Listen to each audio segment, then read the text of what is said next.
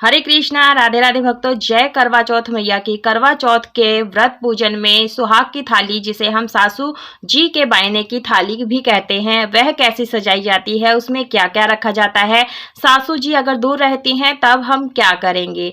अगर सासू माँ नहीं है तो बायना किसे दे सकते हैं, या पीहर में मम्मी को या भाभी को बायना दिया जा सकता है। तो आज की इस वीडियो में मैं आपको वही बताने वाली हूँ। तो देखिए, सुहाग की जो थाली होती है वो सिर्फ और सिर्फ जो है ससुराल पक्ष में ही दी जाती है, इस बात का ध्यान रखिएगा।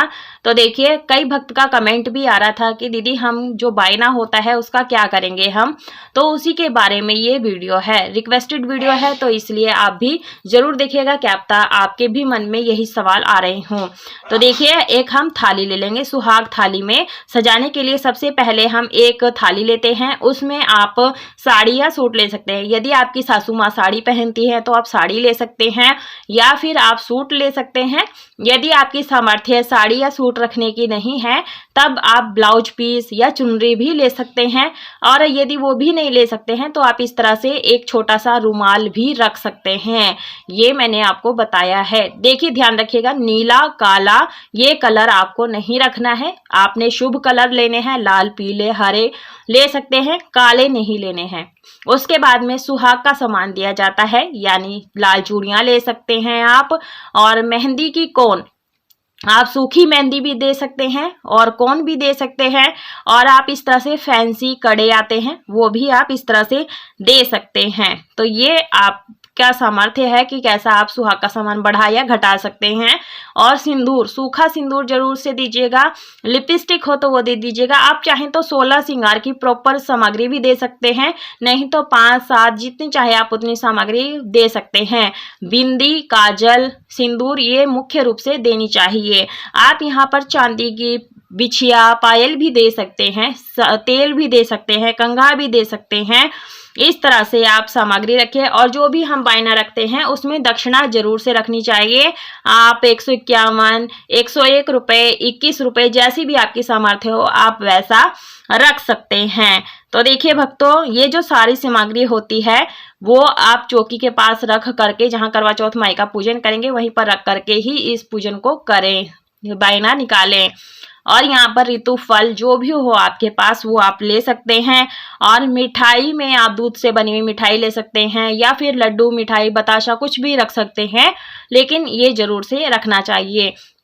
तो देखिए, करवा चौथ की पूजा में साबुत अनाज का भी पूजन किया जाता है। गेहूं जो मुख्य रूप से पूजन किया जाता है। आप चावल भी रख सकते हैं, और कहीं कहीं पर चिवड़ा भी रखा जाता है, लेकिन जो है मुख्य खड़ा अनाज वह है गेहूं और चावल। तो आप गेहूं जो चावल पूजन में रखते हैं वो भी आप दे दीजिएगा। दक्षिणा आप जरूर से रखिएगा, ये भी हमें दान करनी होती है। तो उसी के ऊपर सुहाग सामान के साथ ही दान करनी होती है। तो देखिए, हम करवा चौथ की पूजन में 2 करवे रखते हैं। एक जल वाला करवा रखते हैं जो कि हम चंद्रमा को अर्घ्य देते हैं।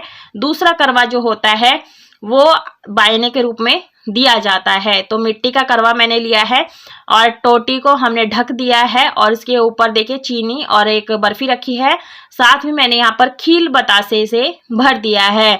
कहीं कहीं पर चिवड़ा भरा जाता है, कहीं कहीं पर इसके अंदर अनाज भरा जाता है, चावल भरे जाते हैं, ड्राई फ्रूट भरे जाते हैं।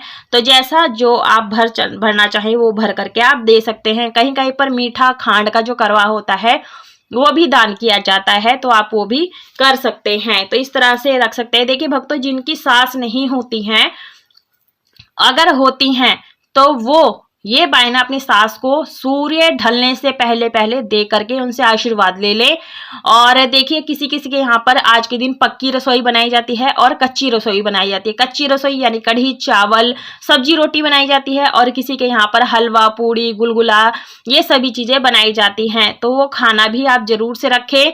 और देखिए, अगर सासू माँ नहीं है तो आप ये अपने किसी भी बड़ी उम्र की सुहागन महिला को ये सारा सुहाग का सामान दे सकते हैं।